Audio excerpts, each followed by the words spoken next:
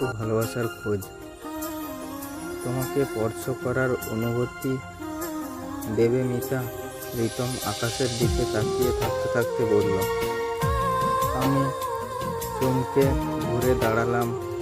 আনন্দ, ভয়, আরও কত কত অনুভূতি একসাথে ভিড় করলো আমার চারিদিকে।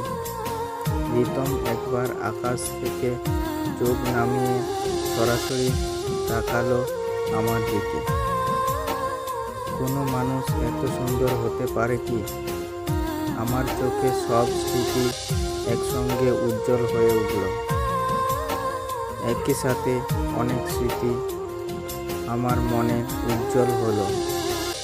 গত 7 দিনের একসাথে কাটানো মুহূর্তগুলো হঠাৎ করে ভেসে এলো আমার চোখের সামনে। এখন আমি দাঁড়িয়ে আছি সিমলা থেকে মানালি যাওয়ার পথের রাস্তার মাঝে একটা হোটেলে। এই ছাদে দাঁড়ালে দূরে সিমলার আলো চোখে পড়ে, কিন্তু হোটেলটায় ঘিরে নিঝুম কালো চাদরে থাকা নিঃশব্দ পাহাড় ছাড়া কিছু আর চোখে পড়বে না। রুপিন পাস কমপ্লিট করে নিয়েছি।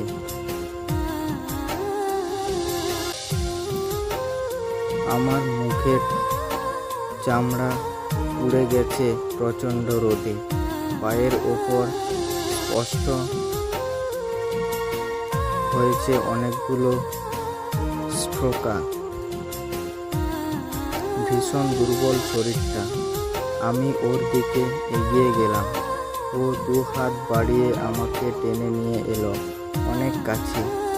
সেই রূপলি চাঁদের আলো, নির্জন প্রকৃতির মাঝে দাঁড়িয়ে থাকায় এই চাদরের মাঝে আমাদের ঠোঁটে ঠোঁট মিশে যাচ্ছিল একে অপরের ঠোঁটে।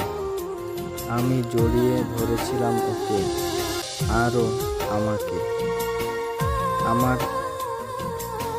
প্যান্টের পকেটে রাখা ফোনটা ভাইব্রেশন করেই যাচ্ছিল। আমি না দেখে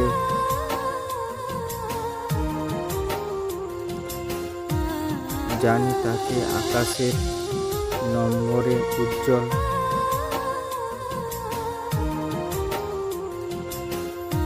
হয়ে যাচ্ছিল বারবার। আকাশ ফোন করে যাচ্ছিল আমাকে ক্ষমা চাওয়ার জন্য। রিতম শেষ মুহূর্তে আমাকে তুলে নিল ওর 2 হাতের মধ্যে। তখনও আমাদের ঠোঁট একে অপরের কাছে জড়িয়ে। ও সেই চাদরের মতো ঢাকা চাঁদের আলোর মধ্যে হেঁটে আমাকে নিয়ে গেল আমাদের রুমে। তো আজকে আমি এখানে শেষ করলাম। এর পরবর্তীতে পার্ট 2 এর জন্য আমার সাথে থাকুন এবং আরও নতুন নতুন গল্প পাওয়ার জন্য আমাকে একটু সাপোর্ট করুন। আজকের গল্প এখানেই শেষ।